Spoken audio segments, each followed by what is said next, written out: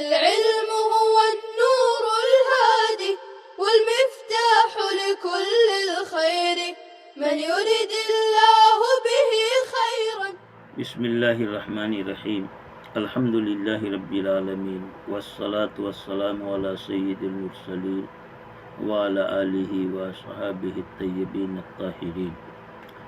وعن جابر ان رسول اللہ صلی اللہ علیہ وسلم کان یجمع بین الرجلین من قتل احد فی صوب واحد ثم یقول ایہم اکثر اخذا للقرآن فإذا أشير له إلى أحدهما قدمه في اللحد وقال أنا شهيد على هؤلاء يوم القيامة وأمر بدفنهم بدمائهم ولم يصلي عليهم ولم يغسلوا. رواه البخاری. عزیز طلبہ، اس روایت سے اس مسئلے پر بحث ہوگی کہ شہید پر جنازہ کی نماز پڑھی جائے گی یا نہیں پڑھی جائے گی. حضرت جابر کی یہ روایت ہے جس میں فرما رہے ہیں کہ آپ صلی اللہ تعالی وسلم دو آدمیوں کو غزوہ احد کے مقتولین میں سے ایک کپڑے میں جمع فرماتے تھے. قتل کی جمع. غزوہ احد میں جو بہت سارے مقتولین شہید ہوئے تھے، جن کے بارے میں آتا ہے کہ تقریباً 70 صحابہ کرام کو شہادت کا درجہ ملا تھا غزوہ احد کے موقع پر. لہذا اتنی بڑی تعداد میں جو شہید تھے ان سب کے لیے الگ الگ قبر کھودنا مشکل ہو رہا تھا. لہذا ایک ایک بڑی قبر کھودی جاتی تھی اور اس میں دو دو شہیدوں کو دفن کیا جاتا تھا.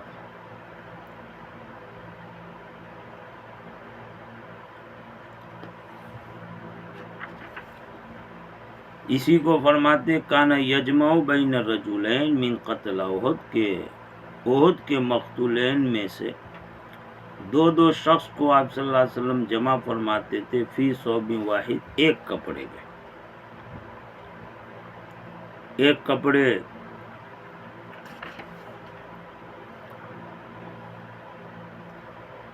میں دو شہید کو لپیٹ کر اور قبر میں اتارتے تھے. ثم یقول، پھر آپ صلی اللہ علیہ وسلم فرماتے ایہم اکثر اخذا للقرآن، کہ ان میں سے کون قرآن کو زیادہ لینے والا ہے، یعنی کس کو قرآن زیادہ یاد ہے. فَإِذَا أُشِيرَ لَهُ إِلَىٰ أَحَدِهِمَا، تو جب دونوں میں سے ایک کی طرف آپ کو اشارہ دیا جاتا کہ یہ فلانا قدموا فی اللحد، تو اسے آپ صلی اللہ علیہ وسلم لحد میں قبر میں پہلے اتارا کرتے تھے. قبر میں ڈالنے پر اسے مقدم رکھتے تھے. قدموا فی اللحد، اسے پہلے اتارتے ڈالتے لحد میں قبر میں. وقال، اور فرماتے کہ انا شہید علی ہؤلاء، میں لوگوں پر گواہ ہوں گا قیامت کے دن. اور آپ نے ان شہداء کے دفن کرنے کا حکم دیا ان کے خون کے ساتھ. ولم یصلی علیہم، اور ان پر جنازے کی نماز نہیں پڑھی. ولم یغسلوا، اور نہیں ان شہداء کو غسل دیا گیا.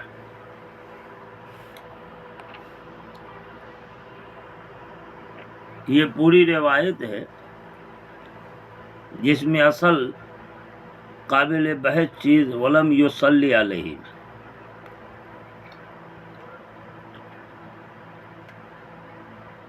حدیث سے معلوم ہوا کہ شہداء کے لیے اجتماعی قبریں کھودی گئی تھی.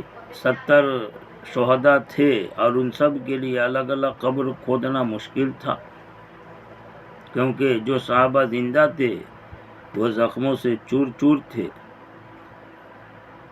لہٰذا ایک قبر بڑی سی کھودی جاتی اور پھر قبلہ کی طرف لمبی لحد بنائی جاتی تھی، بغلی قبر اندر سے، اور اس میں کئی شہداء کو ایک ساتھ آگے پیچھے رکھا جاتا۔ لیکن جس کو زیادہ قرآن یاد ہوتا، جس کا قرآن سے زیادہ تعلق ہو، قرآن کا حافظ، قاری، عالم ہو، اسے آپ صلی اللہ علیہ وسلم پہلے قبر میں اتارتے اور اسے قبلے کی جانب رکھتے تھے۔ چنانچہ ایسا ہی کرنے کا آپ نے حکم بھی دیا تھا۔ اس سے قرآن کی تعظیم اور اہل قرآن کا اعزاز ظاہر کرنا مقصود تھا، تاکہ اس شرف اور سعادت کی وجہ سے لوگوں میں قرآن سے شغف پیدا ہو اور معاشرے میں قرآن کو دستور بنا لیا جائے اور اس سے تعلق قائم کیا جائے۔ ہاں، ایک بات ذہن میں رکھیں کہ ایک قبر میں جو دو شخص کو جو اتارا جاتا تھا، جیسا کہ آیا فی ثوب واحد، ایک کپڑے میں، تو وہ دونوں ننگے نہیں ہوتے تھے۔ بغیر لباس کے دو کو ایک ساتھ نہیں جمع کیا جاتا، بلکہ ان کے بدن پہ جو ان کا اپنا لباس ہوتا اس کے ساتھ انہیں دفنایا جاتا تھا۔ یہی وجہ ہے کہ فقہا کا اتفاق ہے کہ جو اللہ کے راستے میں شہید ہو اس کے جسم کے کپڑے الگ نہیں کیے جائیں گے۔ ہاں، زائد کپڑے جو ہیں وہ الگ کر لیے جائیں گے، جیسا کہ ماقبل میں تفصیل سے کلام ہو چکا۔ ان کے جسم پہ ستر پوشی کے لیے جو ضروری کپڑے ہیں انہی کپڑوں کے ساتھ انہیں دفنایا جائے۔ اسی طرح اس پر بھی فقہا کا اتفاق ہے کہ شہداء کو غسل نہیں دیا جائے گا، ان کے خون کے ساتھ انہیں دفن کیا جائے گا۔ ہاں، شہداء پر جنازے کی نماز پڑھی جائے گی یا نہیں پڑھی جائے گی، اس بارے میں ائمہ فقہا کا اختلاف ہے۔ امام شافعی، امام مالک، امام احمد بن حنبل، یہ ائمہ ثلاثہ فرماتے ہیں کہ جس طرح شہید کو غسل نہیں دیا جاتا، اسی طرح شہید کی نماز جنازہ بھی نہیں پڑھی جائے گی۔ احناف فرماتے ہیں کہ شہید کے لیے غسل تو فرض نہیں ہے، لیکن دوسری احادیث ہیں جن سے ثابت ہوتا ہے کہ شہید پر جنازے کی نماز پڑھی جائے گی۔ جمہور امام شافعی، امام مالک اور امام احمد بن حنبل حضرات جو کہتے ہیں کہ جنازے کی نماز نہیں پڑھی جائے گی، ان کی دلیل یہی مذکورہ حدیث ہے جس میں فرماتے ہیں حضرت جابر لم یصلی علیہم کہ آپ صلی اللہ علیہ وسلم نے ان شہداء پر جنازے کی نماز نہیں پڑھی۔ یہ تو نقلی دلیل تھی جمہور کی۔ ایک عقلی دلیل یہ ہے کہ جنازے کی نماز مغفرت اور شفاعت کے لیے ہوتی ہے، اور شہید چونکہ پہلے سے بخشایا ہوا، اس کے خون نے اسے بالکل صاف ستھرا کر دیا سارے گناہوں سے، اس لیے اب جنازے کی نماز کی کوئی ضرورت ہی نہیں رہی۔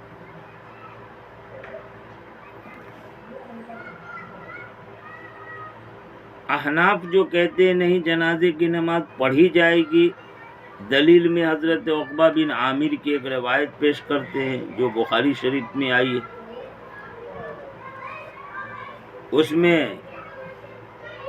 یہ الفاظ مذکور ہیں ان النبی صلی اللہ علیہ وسلم خرج یوما فصلی علی اہل احد صلاۃ علی المیت، کہ آپ صلی اللہ علیہ وسلم ایک دن گھر سے باہر نکلے اور میت پر جنازے کی نماز پڑھنے کی طرح احد کے مقتولین شہداء پر جنازے کی نماز پڑھی۔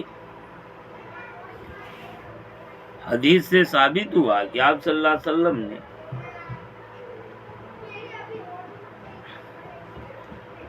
اپنے وفات سے پہلے شہداء احد پر کئی سال بعد جنازے کی نماز پڑھی قبرستان جا کر، اور جب دفنانے کے بعد میں آپ صلی اللہ علیہ وسلم نے جنازے کی نماز پڑھی تو پھر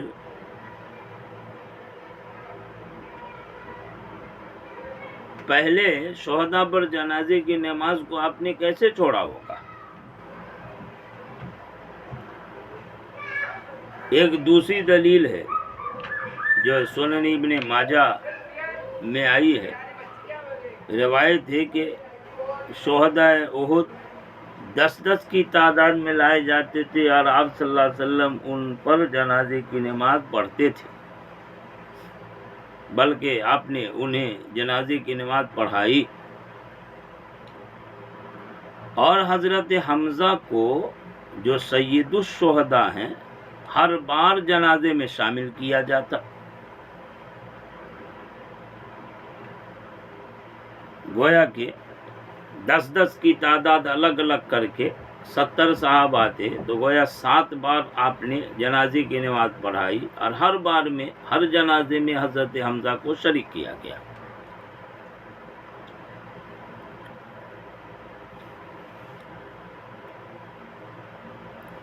تیسری دلیل ابو داؤد میں ایک روایت ہے جس میں احد کے شہداء پر نماز جنازہ پڑھنے کی تفصیل موجود ہے۔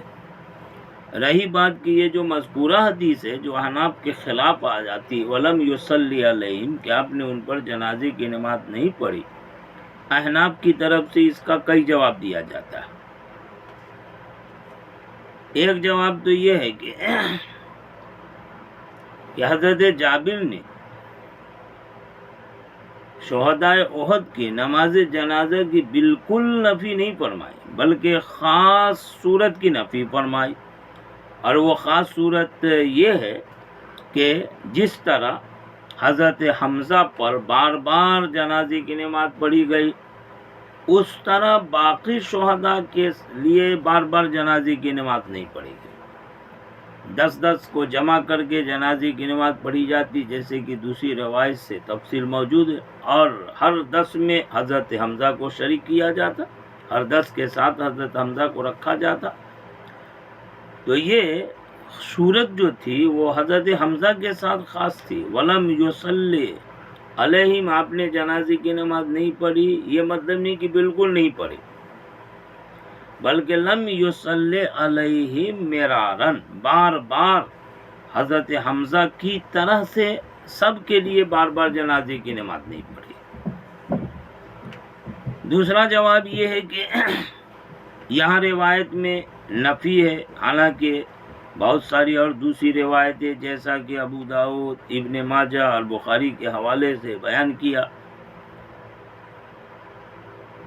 وہاں جنازے کی نماز کا اثبات ہے، اور محدثین کے اصول میں روایت نفی اور اثبات دونوں میں تعارض ہو جائے تو ترجیح اثبات والی روایت کو دی جاتی ہے۔ ایک جواب یہ ہے کہ لم یصلی علیہ میں حضور کے جنازے کی نماز پڑھنے کی نفی ہے کہ آپ صلی اللہ علیہ وسلم نے خود نہیں پڑھی، کیونکہ آپ زخموں سے چور چور تھے۔ تو مطلب یہ ہے کہ لم یصلی کا لم یصلو نہیں کہا، یعنی صحابہ نے نہ پڑھی ہو اس کی نفی نہیں، بلکہ لم یصلی حضور نے نہیں پڑھی، اور بالکل وجہ ظاہر ہے کہ آپ صلی اللہ علیہ وسلم بہت زیادہ زخمی تھے، لہذا زخم کی وجہ سے آپ جنازے کی نماز خود تو نہیں پڑھے، ہاں البتہ دوسرے صحابہ کرام نے پڑھائی۔ ایک جواب یہ بھی ہے کہ ایک روایت میں نفی ہے جیسے کہ یہاں، اور دوسری روایتوں میں اثبات ہے، یہ مختلف اوقات کے اعتبار سے ہے، لہذا روایتوں میں کوئی تعارض بھی نہیں ہوگا، ان جمہور ائمہ کو جواب بھی ہو جائے گا۔ وہ مختلف اوقات یہ کہ ابتدا میں تو آپ صلی اللہ علیہ وسلم نے جنازہ نہیں پڑھائی، اس لیے کہ شروع میں لوگ اپنے اپنے شہداء کو اپنے گھروں کی طرف لے جانے لگے تھے، تو اس وقت آپ نے جنازے کی نماز نہیں پڑھائی۔ بعد میں دیکھا کہ یہ عموم پکڑتا جا رہا، سب لوگ شہداء کو اپنے گھروں کی طرف لے جا رہے ہیں، تو حضور نے لے جانے سے منع فرمایا، اور پھر بعد میں ان سب کو واپس فرما کر کے جنازے کی نماز پڑھائی، لہذا ابتدا وقت کے اعتبار سے لم یصلی کہا گیا ہے، یہ نفی بالکلیہ نہیں ہے۔ جمہور کی دلیل جو تھی کہ شہداء تو بخشے بخشائے ہوتے ہیں، اور جنازے کی نماز مغفرت شفاعت کے لیے ہوتی ہے، ان کے لیے ضرورت نہیں ہے۔ جواب یہ ہے کہ یہ جنازے کی نماز بھلے تکفیر سیئات کے لیے نہ ہو لیکن رفع درجات کے لیے تو ضروری ہے. دیکھو انبیاء کے نام تو بخشائے ہوتے ہیں، اس کے باوجود ان کے جنازے کی نماز پڑھی گئی. چھوٹے بچے معصوم ہوتے ہیں بخشائے، پھر بھی ان کے لیے جنازے کی نماز ہے. تو صلاۃ الجنازہ جو ہے تکفیر سیئات ہی کے لیے وہ کوئی ضرور نہیں ہے بلکہ رفع درجات کے لیے بھی. یہاں شہداء کے لیے گناہوں کی معافی مغفرت بخشش کے لیے نماز جنازہ نہیں ہے بلکہ ان کے درجات کی بلندی کے لیے.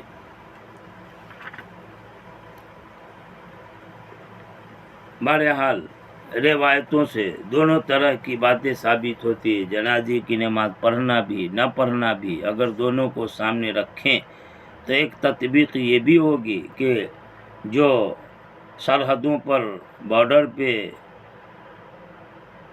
اپنے وطن اور ملت کی حفاظت کے لیے مسلمان ہوں اور وہ شہید ہو جائیں تو بعض حالتوں میں نماز جنازہ پڑھنا بہت مشکل ہوتا ہے،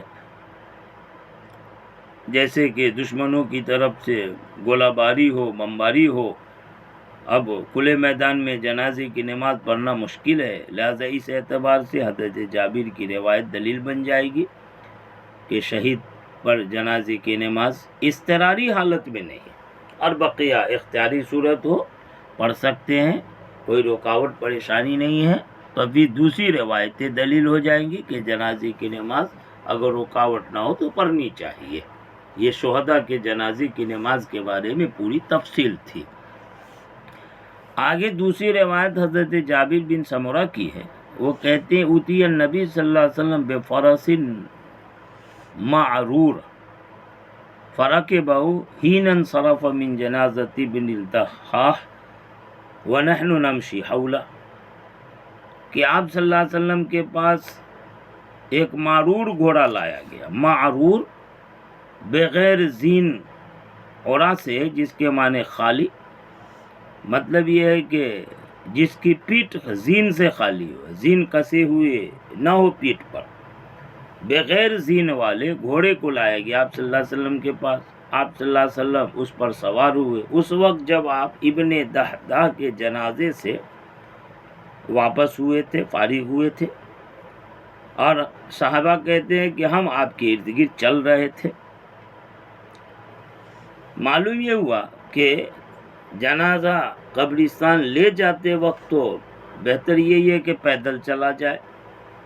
ہاں اگر معذور ہے یا دور سے ہے، پریشانی ہے، تو سواری پر جائیں، کوئی حرج نہیں، مگر جنازے کے پیچھے رہیں. اور جنازہ کو دفن کر کے اور وہاں سے فارغ ہو کر قبرستان سے جب واپس آئیں تو اس بارے میں یہاں جیسے کہ بتایا جا رہا ہے کہ آپ صلی اللہ علیہ وسلم کے لیے ایک بغیر زین والا گھوڑا لائے گیا، آپ نے اس پر سواری کی، سوار ہو کر آپ واپس آئے. بہرحال جنازہ سے واپس ہونے والے کو اختیار ہے، چاہے پیدل آئے یا سواری پر سوار ہو کر آئے. ہاں جنازہ کے ساتھ جانے میں مسئلہ ہے کہ سوار ہونا چاہیے نہیں ہونا چاہیے، تفصیل آگے آ رہی ہے. اگر کسی ضرورت پر سوار ہو کر کے جا رہا ہے تو اسے چاہیے کہ جنازہ کے پیچھے پیچھے جائے، آگے نہ جائے. ہاں پیدل چلنے والے کو یہ اختیار ہے کہ آگے چلے یا پیچھے جائے، اس میں کوئی حرج نہیں ہے. تفصیل سے آگے مسئلہ آئے گا. وآخر دعوانا ان الحمدللہ رب العالمین. السلام عليكم. لا تنسوا الاعجاب بالفيديو والاشتراك في القناة تشجيعا لنا لنستمر بنشر المزيد إن شاء الله.